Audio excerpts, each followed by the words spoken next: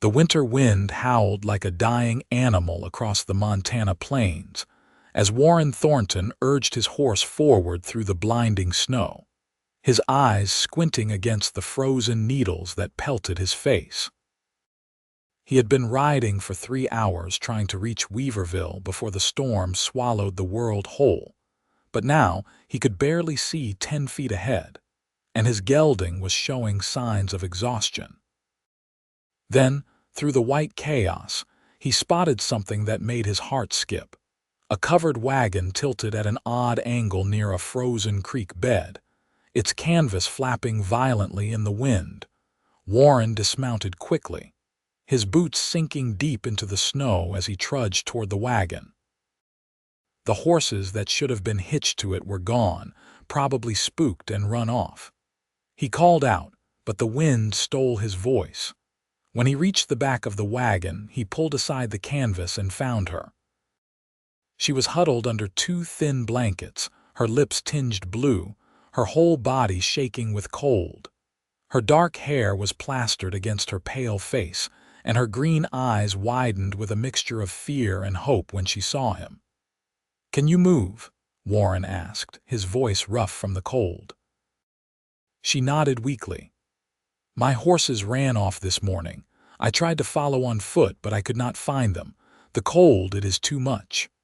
Warren did not waste time with more questions.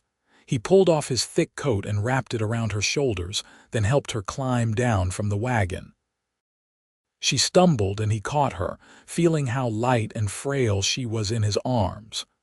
"There is a line shack about a mile north from here," he said. "We can make it if we go now." "My things," she protested weakly. "We will come back for them when the storm passes.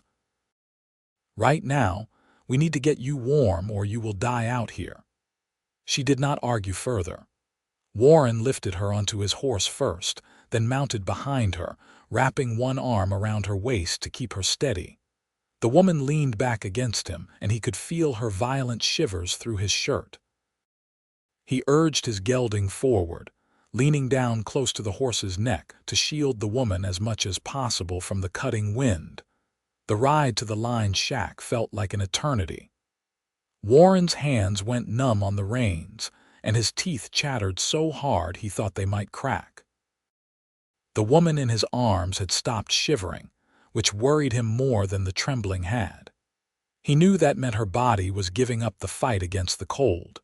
When the small wooden structure finally emerged from the white haze, Warren nearly wept with relief. He dismounted carefully, lifting the woman down and half carrying her to the door. The shack was unlocked, as most were in this territory, meant to be refuges for anyone caught in bad weather. He kicked the door open and brought her inside. The interior was sparse but dry. There was a small iron stove, a rough wooden table, 2 chairs, and a cot pushed against the far wall. Warren laid the woman on the cot and immediately set about building a fire. His fingers were so stiff he could barely strike the match, but finally the kindling caught, and he fed larger pieces of wood into the stove until flames were crackling steadily. Only then did he turn his attention back to the woman.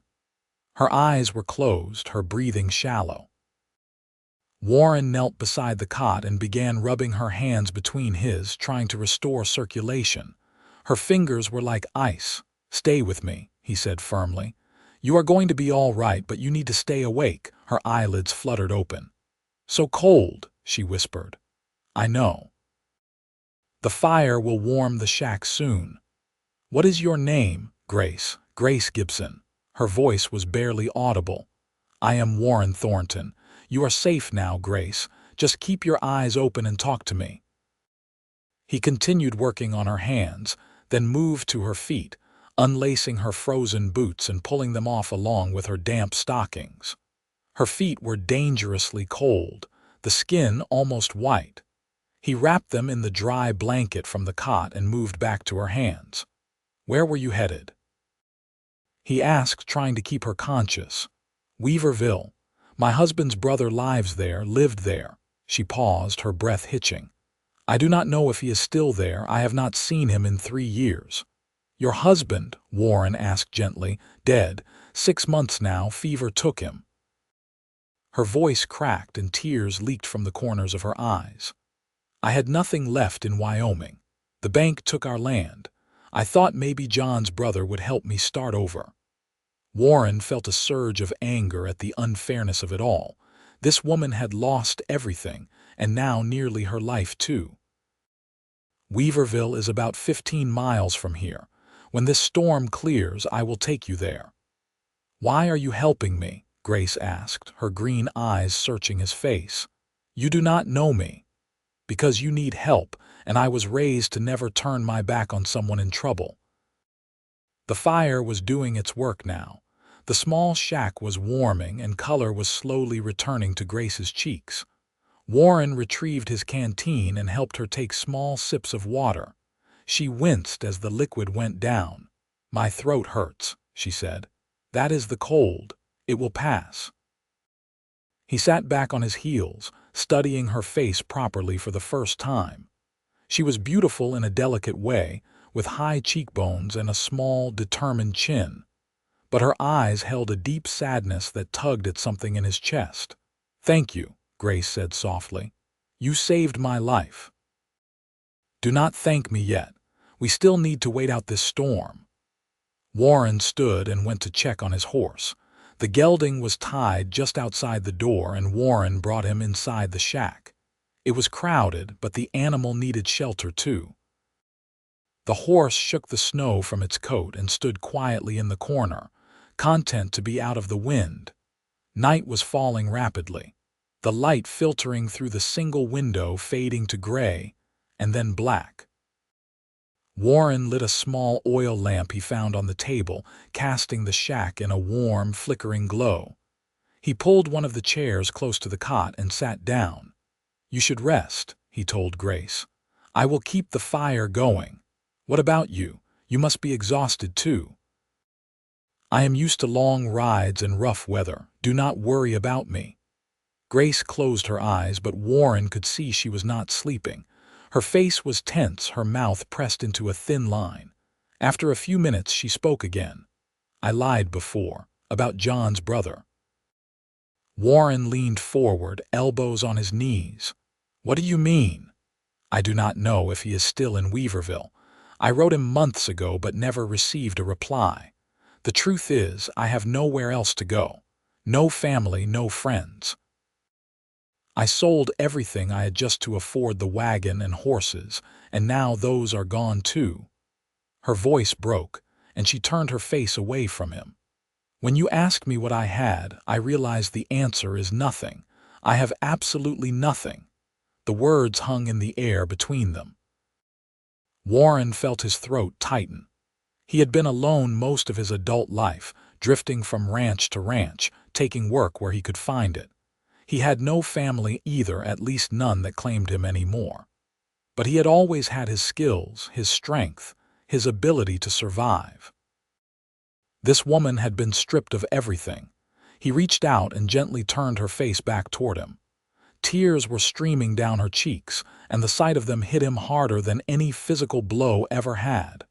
Grace, he said, his voice low and steady. You have me. She blinked, confusion and disbelief warring in her expression. What? You have me, Warren repeated. I do not know what the future holds, but right here, right now, you are not alone. And if you still have nothing when this storm passes, then you will still have me. Grace stared at him for a long moment, and then a sob broke from her chest. She covered her face with her hands, her shoulders shaking. Warren moved from the chair to sit on the edge of the cot, and without thinking, he pulled her into his arms. She clung to him, crying into his shoulder, and he held her tight, one hand stroking her hair. I am so tired of being strong, she whispered against his chest. I am so tired of being alone. You do not have to be strong right now, Warren said, and you are not alone anymore. They stayed like that for a long time, the storm raging outside while the fire crackled inside. Eventually, Grace's tears subsided and she pulled back slightly, wiping her eyes with the back of her hand. "I am sorry," she said. "I did not mean to fall apart like that." "You have nothing to apologize for. You have been through more than most people could bear." Grace looked up at him, really looked at him, taking in his weathered face, his dark eyes, the strong line of his jaw. "Who are you, Warren Thornton?" "Just a cowboy trying to make an honest living," he said with a small smile. "I work for the Running Creek Ranch about 20 miles south of Weaverville. Have been there about 2 years now. Do you like it? The ranch work?" "I do. The owner, Mr. Callahan, is a good man, fair. He treats his men right. The work is hard, but I have never minded that." "Where are you from originally?" Warren hesitated. He did not like talking about his past, but something about Grace made him want to open up. "Texas. I grew up on a small ranch near San Antonio. When I was 19, my father died and my mother remarried within a year. Her new husband did not want me around, so I left. Have been working ranches across the West ever since. That was 10 years ago. I am sorry, that must have been hard." "It was what it was. I learned to stand on my own 2 feet, made me who I am today." Grace nodded slowly. "I was born in Missouri, met my husband when I was 18. We married quickly, moved to Wyoming to start a farm. We had 5 good years together before he got sick." Her voice trembled, but she kept going. "He died slowly. Watching him waste away, knowing there was nothing I could do, it was the worst thing I have ever experienced." Warren took her hand, lacing his fingers through hers. "I cannot imagine how painful that was. And then the bank came. We had borrowed money to buy the land, and with John gone, I could not keep up with the payments. They took everything. The land, the house, most of our possessions. I had just enough left to buy the wagon and supplies to reach Weaverville, and now even that is gone." "We will find your wagon when the storm clears," Warren assured her. "Some of your things might be salvageable. Even if they are, what then? I arrive in Weaverville with nothing, knowing no one. Who would hire a widow with no skills and no references?" Warren squeezed her hand. "You will figure it out, and like I said, you have me. I will help you however I can." Grace's eyes filled with tears again, but this time they did not fall. "Why? Why would you do this for a stranger?" "Because the right thing to do is not always the easy thing to do," Warren said. "And because I see something in you, Grace. You are a survivor. You are stronger than you know." She gave him a watery smile. "I do not feel very strong right now. Strength is not about never breaking down. It is about getting back up every time you fall. And you have done that. You lost your husband, your home, everything you owned, and you still kept going. You got in that wagon and headed for a new start, even though you had no idea what you would find. That takes courage." Grace squeezed his hand back. "Thank you, I needed to hear that." The wind outside had not lessened, and snow was piling up against the walls of the shack. Warren knew they would be stuck here at least through the night, maybe longer. He stood and checked the woodpile. There was enough to keep them warm until morning, but they would need to be careful not to burn through it too quickly. "Are you hungry?" he asked Grace. "A little. I have not eaten since yesterday morning." Warren went through his saddlebags and pulled out some dried beef and hardtack. It was not much, but it would keep them from starving. He brought the food to Grace and watched as she ate slowly, carefully, like someone who had learned not to take food for granted. As the night deepened, the temperature in the shack dropped despite the fire. Warren added another log to the stove and settled back into the chair. Grace was lying on the cot, the blankets pulled up to her chin, but he could see she was still cold. "You should lie down," she said. "There is room on the cot. We can share the blankets to stay warm." Warren hesitated. It would not be proper, but then again, propriety meant nothing if they froze to death. And he was exhausted, the long day and the cold wearing on him. "All right," he agreed. He lay down beside her, and Grace immediately moved closer, seeking his warmth. Warren wrapped his arm around her, pulling her against his chest. She fit perfectly there, her head tucked under his chin. He could feel her heartbeat, slow and steady, and the soft rise and fall of her breathing.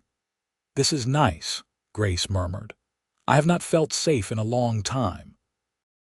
"You are safe now," Warren promised. "Get some sleep." Within minutes, her breathing deepened, and he knew she was asleep. Warren lay awake longer, listening to the storm and feeling the weight of this woman in his arms. He had known her for only a few hours, but already something had shifted inside him. He felt protective of her, drawn to her in a way he could not fully explain.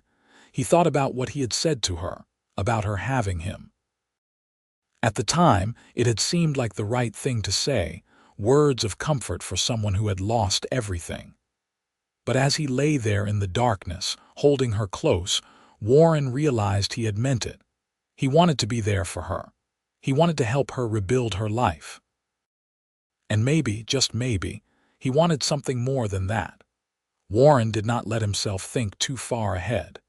He just closed his eyes and let the sound of Grace's breathing lull him to sleep. When Warren woke, pale gray light was filtering through the window, and the wind had finally died down. Grace was still asleep in his arms, her face peaceful for the first time since he had found her. He stayed still for a moment, not wanting to wake her, but eventually he needed to check on the fire and his horse. He slipped carefully out of the cot and added wood to the stove, then went to the gelding and stroked its neck. The horse nickered softly, and Warren pulled out a small bag of oats from his saddlebag. As the horse ate, Warren opened the door and looked outside. The world was buried under at least 2 feet of fresh snow, the landscape transformed into an endless white expanse. The sky was clear now, a brilliant pale blue, and the sun was just beginning to rise over the horizon. It was beautiful and deadly in equal measure. Warren heard movement behind him and turned to see Grace sitting up on the cot, wrapping the blanket around her shoulders. "Good morning," she said, her voice still thick with sleep. "Morning. How are you feeling?" "Better. Warmer. My throat still hurts, but I think I will live." Warren smiled. "I am glad to hear it. The storm has passed. Once the sun is higher and we have both eaten, we should head out to find your wagon." Grace nodded, then looked down at her hands. "Warren, about last night. What you said to me, did you mean it?" He crossed the room and sat down beside her on the cot. "Every word. I do not understand why. You do not owe me anything." "It is not about owing," Warren said. "It is about doing what is right, and maybe it is about something more too." "What do you mean?" Warren took a breath. He was not good with words, never had been, but he needed to try. "I have spent the last 10 years of my life alone, Grace. I have worked hard, saved my money, kept my head down, but I have never felt connected to anyone or anything. When I found you yesterday, something changed. I do not know how to explain it, but I felt like I was supposed to be there. Like I was supposed to find you." Grace's eyes were wide, her lips slightly parted. "I felt it too," she whispered. "When you wrapped your coat around me, when you held me last night, I felt something I have not felt since John died. I felt like maybe life was not over for me after all." Warren reached out and cupped her face in his hand. "It is not over, Grace. It is just beginning." They sat like that for a long moment, looking into each other's eyes, and then Grace leaned forward and kissed him.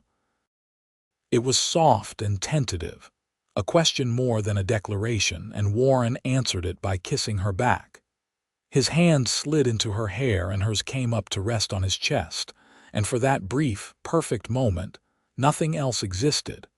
When they finally pulled apart, both of them were breathing hard.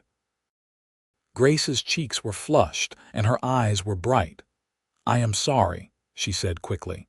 "I should not have done that. It is too soon, and you must think I am terrible for kissing you when my husband has only been dead 6 months." "I do not think you are terrible," Warren said firmly. And I do not think there is a right amount of time to wait before letting yourself feel something again. You loved your husband and he is gone. That does not mean you have to stop living. But we barely know each other.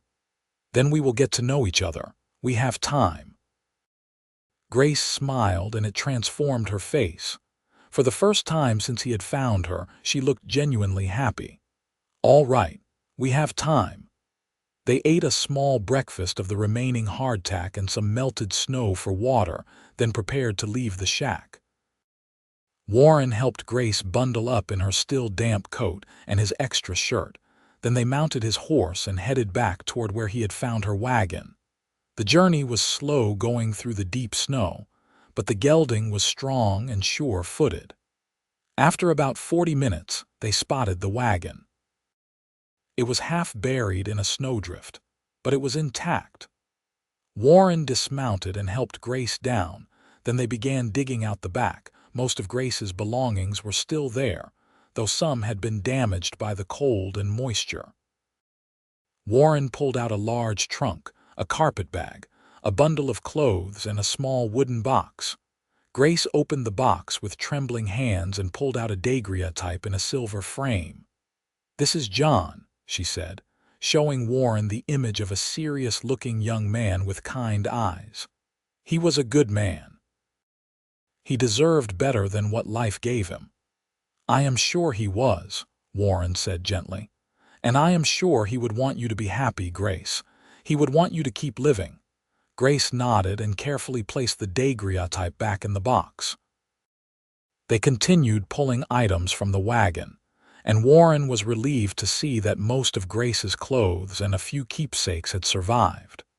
Her food supplies were ruined, and the wagon itself was damaged beyond easy repair, but at least she had not lost everything. "We will take what we can carry and head to Weaverville," Warren said. "I can come back for the rest once we get you settled."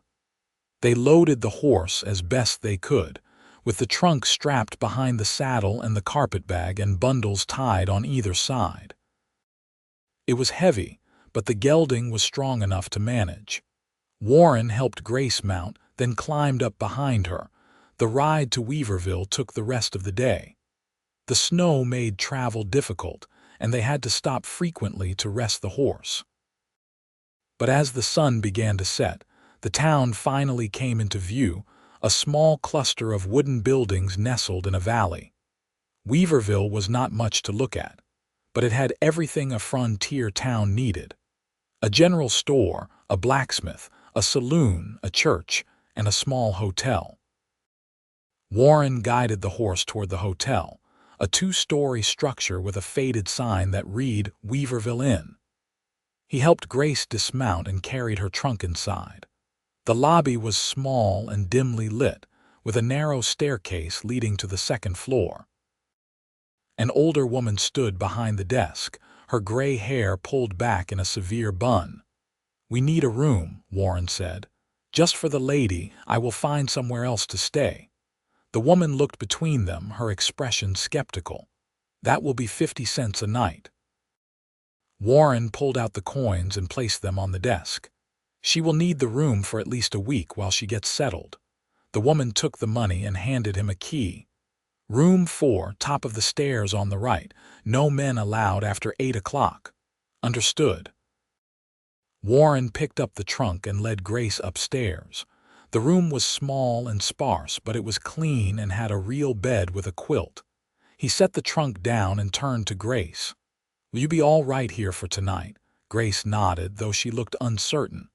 "Yes, but what about you? Where will you stay?" "I will find a place at the boarding house or sleep in the stable if I have to. Do not worry about me." "Warren, wait." Grace caught his arm as he turned to leave. "Will I see you tomorrow? Of course. I will come by in the morning and we will figure out what to do next. Maybe we can find John's brother. All right." She hesitated, then rose up on her toes and kissed his cheek. "Thank you for everything." Warren felt his chest tighten. "Get some rest, Grace. You are safe now." He left the hotel and found a place to board his horse at the stable. then walked to the small boarding house at the edge of town. The proprietor, a weathered man named Hank, had a room available for $1 a night. Warren paid for 3 nights and collapsed onto the narrow bed, exhausted but strangely content. The next morning, Warren woke early and went to the general store. He used some of his savings to buy fresh bread, cheese, and dried fruit, then headed to the hotel. He knocked on the door of room 4 and Grace opened it, her face lighting up when she saw him. "I brought breakfast," he said, holding up the package.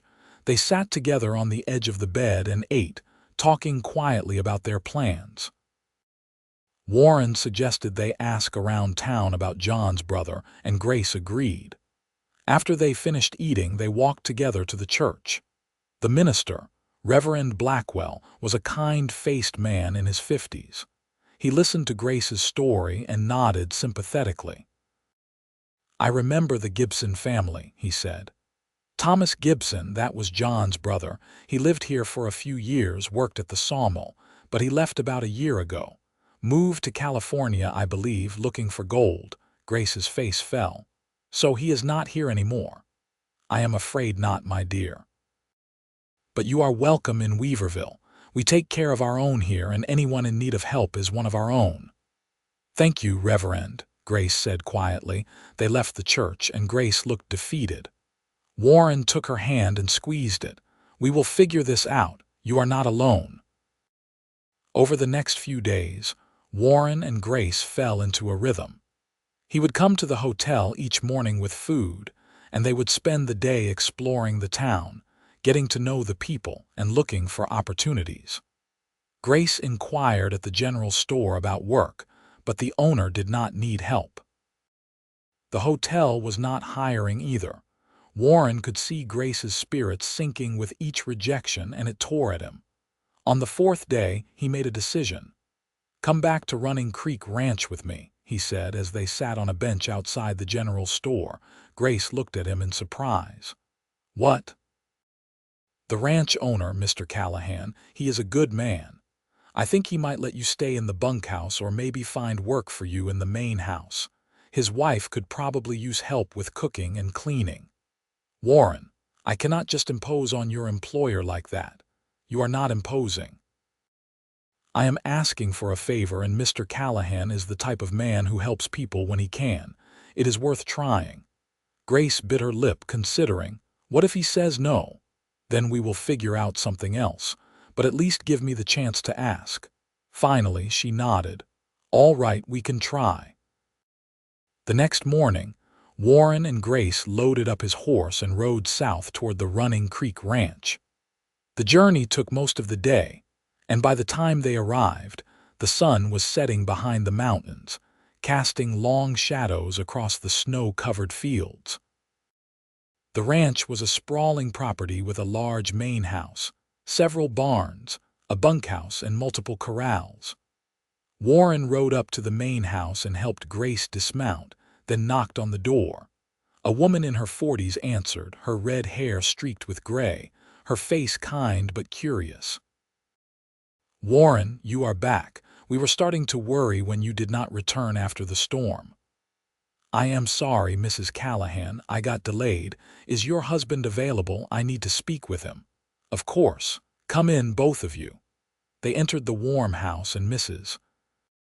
Callahan led them to a study where a tall, broad-shouldered man with silver hair was sitting at a desk. He looked up and smiled when he saw Warren. "Thornton, good to see you made it through that storm. Who is this?" "This is Grace Gibson, sir. I found her stranded out in the snow during the storm. Her wagon broke down and her horses ran off. She was trying to reach Weaverville, but she does not have anywhere to go. I was hoping you might be able to help her." Mr. Callahan stood and approached them, his gaze kind as he looked at Grace. "What sort of work can you do, Mrs. Gibson?" "I can cook and clean," Grace said quickly. "I ran a household for 5 years. I am a hard worker and I will do anything you need." Mrs. Callahan stepped forward. "We could use help in the house, Michael, especially with the spring season coming up. We will have extra hands to feed." Mr. Callahan nodded. "All right. You can stay in the spare room off the kitchen and help my wife with the household duties. We will pay you a fair wage and you will have room and board included. Does that sound acceptable?" Grace's eyes filled with tears and she nodded quickly. "Yes." Thank you so much. Do not thank me yet. The work is hard and we expect it done right." "I understand, sir. I will not let you down." Mrs. Callahan smiled and took Grace's arm. "Come with me, dear. I will show you your room and get you settled." As the women left, Mr. Callahan turned to Warren. "She is the reason you were late coming back." "Yes, sir. I could not leave her out there to die." "Of course not. You did the right thing, Thornton." He paused, studying Warren's face. "You care about her, do not you?" Warren did not see any point in denying it. "Yes, sir. I know it has only been a few days, but yes, I care about her. She is a widow. Her husband died 6 months ago. She lost everything after that. She is a good woman who has had a run of bad luck." Mr. Callahan nodded slowly. "Well, she is welcome here as long as she works hard, and as long as you do not let your feelings interfere with your own work." "They will not, sir. You have my word." "Good. Now go get cleaned up. Dinner will be ready soon." Over the following weeks, Grace settled into life at the ranch. She worked alongside Mrs. Callahan in the kitchen, preparing meals for the ranch hands and keeping the house tidy. The work was hard, but Grace thrived on it. She seemed to come alive in the warmth and safety of the ranch, her smile returning, the haunted look fading from her eyes. Warren saw her every day, and their connection deepened. They would sit together after dinner, talking quietly on the porch of the main house, or take walks around the property when the weather allowed. He learned about her childhood in Missouri, about her parents who had died when she was young, about the dreams she and John had shared before sickness stole him away. She learned about Warren's upbringing in Texas, about his difficult relationship with his mother after his father died, about the years of drifting and searching for a place to belong. They talked about everything and nothing, and with each conversation, Warren felt himself falling deeper in love. One evening in early March, when the snow was finally starting to melt and the first hints of spring were appearing, Warren asked Grace to walk with him down to the creek. The water was running high from the snowmelt, rushing over the rocks with a pleasant sound. They stood on the bank watching the water and Warren took a deep breath. "Grace, I need to tell you something." She turned to him, her green eyes questioning. "What is it?" "I am in love with you. I know it has only been 2 months since we met, and I know you are still grieving your husband, but I cannot keep this to myself anymore. I love you, Grace. I love your strength and your kindness and the way you smile when you think no one is watching. I love how hard you work and how you never complain even when things are difficult. I love everything about you." Grace stared at him, her eyes wide and shining with tears. "Warren, I do not know what to say." "You do not have to say anything. I just needed you to know. I do not expect anything from you. I just wanted to be honest." Grace reached up and touched his face, her hand soft against his rough skin. "I love you too," she whispered. "I think I have loved you since that first night in the line shack when you held me and told me I had you. I felt guilty about it at first, like I was betraying John's memory. But then I realized that John would want me to be happy. He would want me to love again. And I do. I love you, Warren Thornton." Warren felt like his heart might burst. He pulled her into his arms and kissed her, deep and passionate, pouring all of his feelings into that kiss. Grace kissed him back just as fiercely, her arms wrapping around his neck. When they finally broke apart, both of them were breathing hard. Warren rested his forehead against hers. "Marry me," he said. "I know we have not been together long, but I do not want to waste any more time. I want to build a life with you, Grace. I want to give you a home and a family and everything you have lost. Will you marry me?" Grace laughed through her tears. "Yes, yes, I will marry you." They stood there by the creek, holding each other as the sun set behind the mountains, painting the sky in shades of pink and gold. Warren had never felt so complete, so certain that he was exactly where he was supposed to be. The next day, Warren and Grace told Mr. and Mrs. Callahan of their engagement. The couple was delighted and immediately began planning a wedding. Mrs. Callahan insisted on hosting it at the ranch, and the Reverend from Weaverville agreed to perform the ceremony.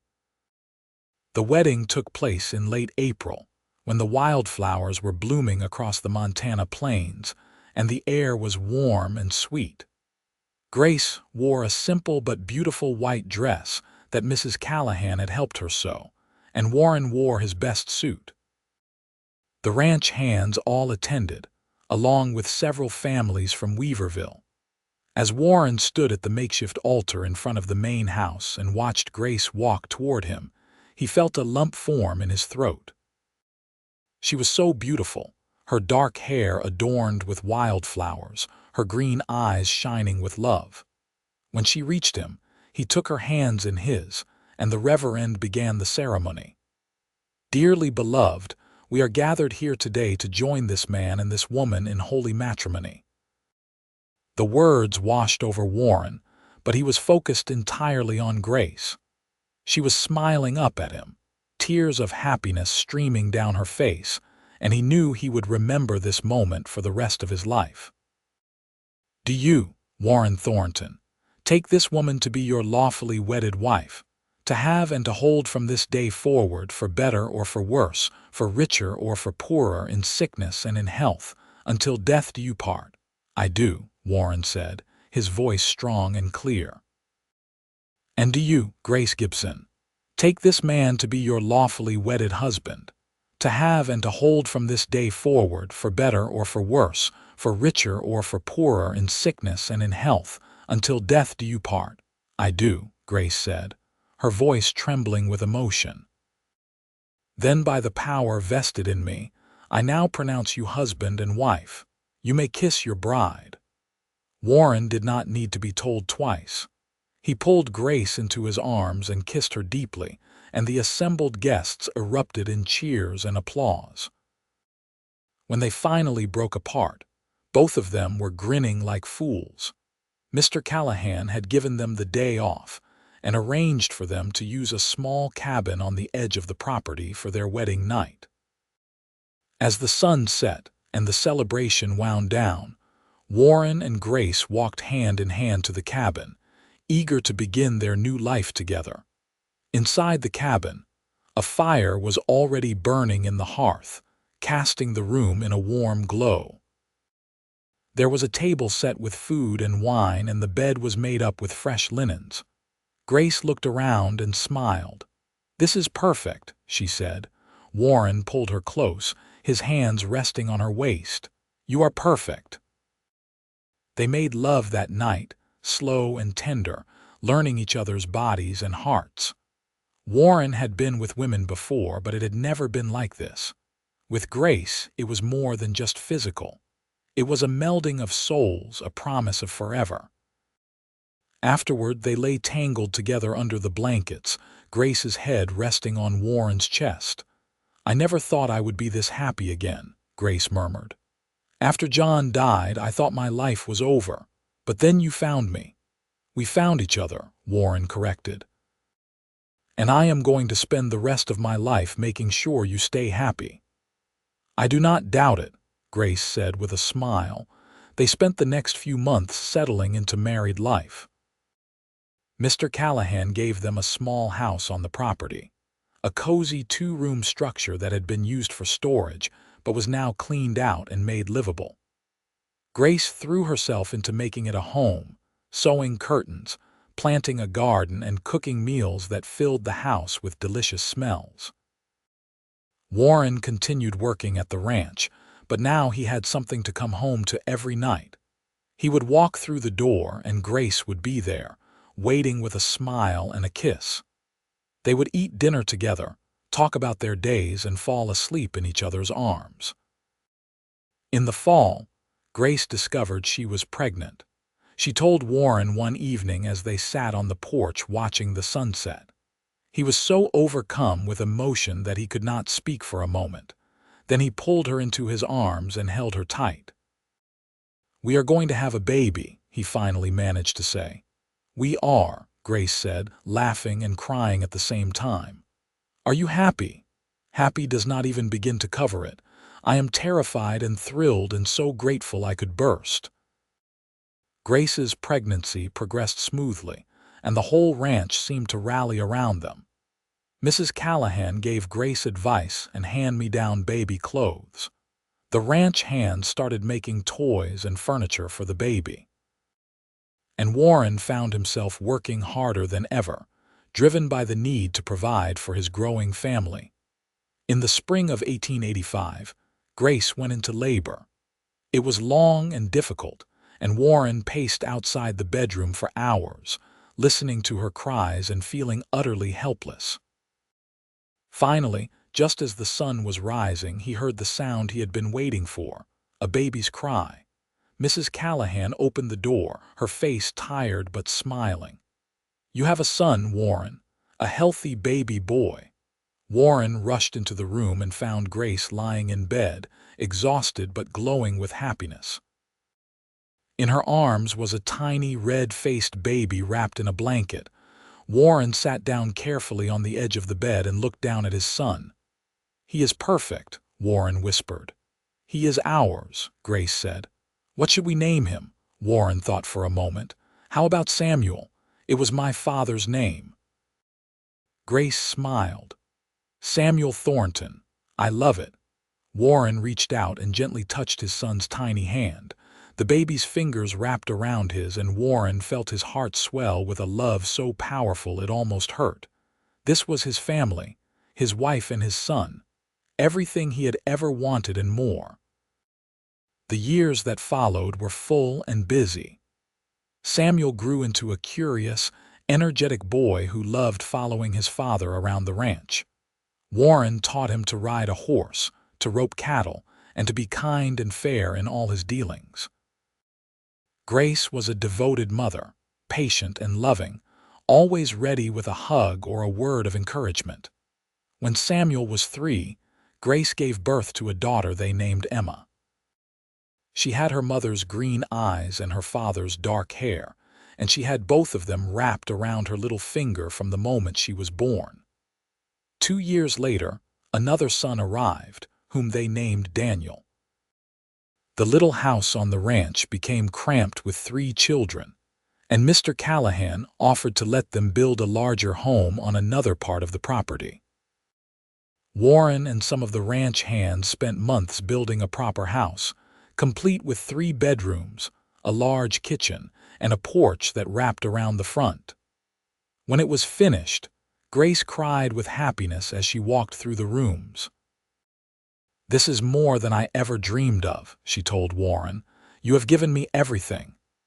"You gave me everything first," Warren said, pulling her close. "Before I met you, I was just drifting, but you gave me a reason to put down roots. You gave me a home and a family. You gave me a life worth living." Grace kissed him softly. "We gave each other those things. That is what love is, Warren. 2 people building something together that neither could build alone." As the children grew, Warren and Grace's love only deepened. They faced challenges, of course. There were hard winters and dry summers that threatened the ranch. There were illnesses and injuries that scared them. But through it all, they had each other, and that was enough. Samuel grew into a strong, responsible young man who took after his father in nearly every way. He loved the ranch and announced when he was 16 that he wanted to be a cowboy just like Warren. Warren could not have been prouder. Emma was a spirited girl with a talent for drawing and a deep love of books. She spent hours reading anything she could get her hands on and often talked about becoming a teacher someday. Daniel was the joker of the family, always making people laugh, but he also had a serious side and a gift for working with horses. In 1900, when Warren was 40 and Grace was 35, their eldest son Samuel married a sweet young woman from Weaverville named Alice. The wedding was held at the ranch, just like Warren and Grace's had been, and as Warren watched his son exchange vows, he was flooded with memories of his own wedding day. After the ceremony, Grace slipped her hand into his and leaned her head on his shoulder. "Can you believe our boy is married?" "Barely," Warren said with a smile. "It feels like just yesterday he was a baby in your arms."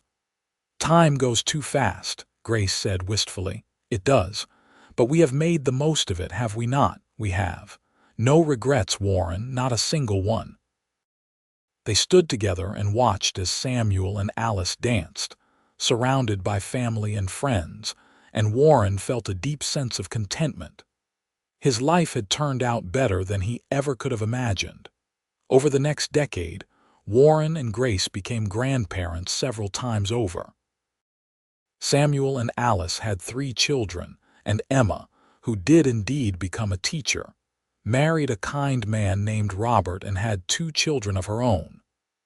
Daniel followed in his father's footsteps and became one of the best ranch hands in Montana, though he showed no interest in settling down yet. Warren and Grace grew older together, their hair turning gray, their faces lined with wrinkles earned from years of laughter and hard work. But their love never faded. If anything, it grew stronger. They still held hands when they walked.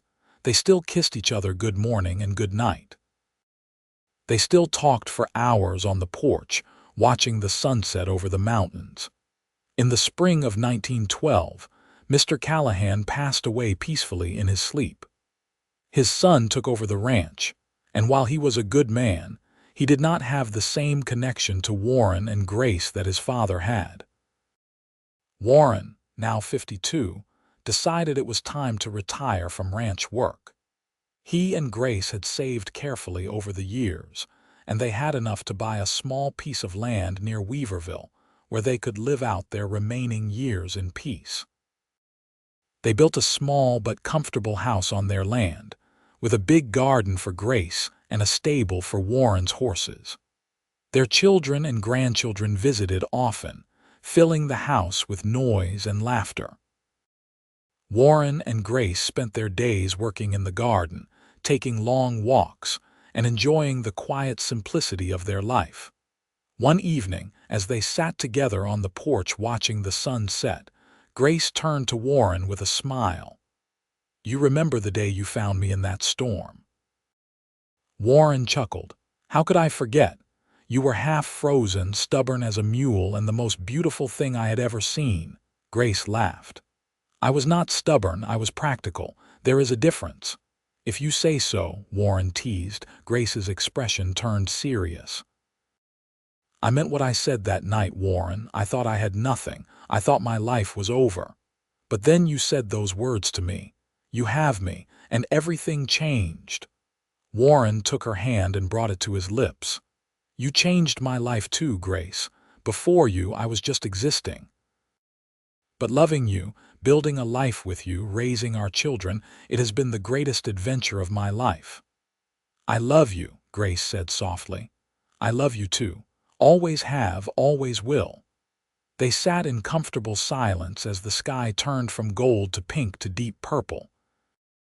The stars began to appear, one by one, and Warren felt a profound sense of gratitude for the life he had lived. He had been given a second chance that day in the storm, and he had made the most of it. As the years passed, Warren and Grace remained each other's constant companions. They celebrated birthdays and anniversaries, welcomed new grandchildren and great-grandchildren into the world, and mourned together when Emma's husband Robert passed away unexpectedly. In the winter of 1925, Grace became ill. It started with a cough that would not go away, and soon she was bedridden, her body weak and frail. Warren rarely left her side, holding her hand, reading to her, making sure she was as comfortable as possible. The children came to visit, bringing the grandchildren and great-grandchildren, and the house was filled with love. One cold February night, as Warren sat beside her bed, Grace opened her eyes and smiled at him. "Warren," she whispered, "I am here, love. I am right here. Do you remember what you said to me in the line shack? When I told you I had nothing, I remember. You were right. I had you, and you were everything I needed." Warren felt tears streaming down his face. "You were everything I needed too, Grace. You still are. Promise me you will be happy after I am gone. Promise me you will not spend your days grieving." "I cannot promise that," Warren said, his voice breaking. "Losing you will break me." "No, it will not," Grace said firmly, though her voice was weak. "You are strong, Warren. You always have been. And you have our children and grandchildren to take care of you. Promise me you will let them." "I promise," Warren said, though the words felt like shards of glass in his throat. "I love you," Grace said. "Thank you for saving me all those years ago. Thank you for giving me a life I never dreamed was possible." "Thank you for loving me," Warren said. "Thank you for choosing me." Grace smiled one last time, and then her eyes closed. Her breathing slowed, and Warren held her hand and prayed. He prayed for more time, for a miracle, for anything that would let him keep her just a little longer. But as the night wore on, Grace's breathing grew shallower, and just before dawn, she took one last, gentle breath and was gone. Warren sat there, holding her hand as the sun rose outside the window.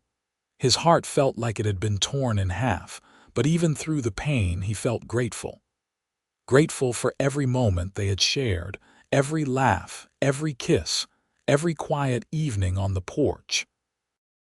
Grace had been his partner, his love, his everything, and he would carry her memory with him for the rest of his days. The funeral was held at the church in Weaverville, and it seemed like the whole town came to pay their respects.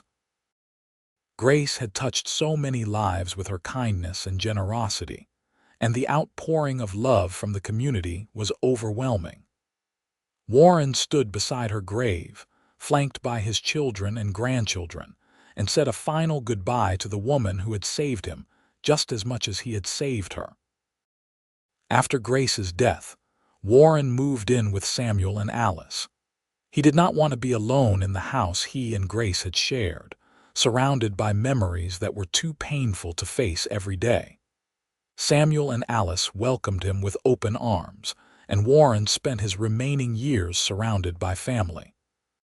He told stories to his great-grandchildren about the old days in Montana, about working the ranch and building a life from nothing. He told them about their great-grandmother Grace, about how brave and strong and beautiful she had been. And he told them about the day he found her in the storm, and how she had said she had nothing, and he had replied that she had him. "That was the moment my life truly began," Warren would say. "Everything good that has happened to me started that day." Warren passed away peacefully in his sleep in the summer of 1930, at the age of 70. He was buried beside Grace in the cemetery in Weaverville, and his children made sure the headstone read, "Warren Thornton, beloved husband, father, and grandfather." He gave everything he had and received everything he needed. The family that Warren and Grace had built continued to grow and thrive. Their children, grandchildren, and great-grandchildren carried on their legacy of hard work, kindness, and love. And though the years passed and the world changed, the story of Warren and Grace was never forgotten. It was told and retold at family gatherings, a reminder that sometimes the greatest love stories begin in the most unlikely places, and that the most powerful words are not "I love you," but "you have me." Because in the end, that is what love is, showing up for someone when they have nothing, offering yourself without reservation, and building a life together that is richer and fuller than either of you could have imagined alone. Warren and Grace had done that. They had taken a moment of desperation, and turned it into a lifetime of joy. And that was a legacy worth celebrating. Their great-great-grandchildren still live in Montana, some near Weaverville, others scattered across the state. They carry the Thornton name with pride, and they remember the story of their ancestors who met in a winter storm and built a love that lasted a lifetime. When the snow falls heavy and the wind howls, they think of Warren and Grace, and they are reminded that even in the darkest, coldest moments, hope and love can be found. The small house that Warren and Grace had lived in still stands on the edge of Weaverville, though it has been renovated and modernized over the years. The family kept it, turning it into a gathering place for reunions and celebrations. On the mantel is the daguerreotype of John Gibson that Grace had carried all those years ago, placed there as a reminder that love can come more than once in a lifetime, and that honoring the past does not mean refusing to embrace the future. Next to it is a photograph taken in 1920 of Warren and Grace on their 35th wedding anniversary. Both of them, gray-haired and wrinkled but smiling at each other with the same love and devotion they had felt on their wedding day.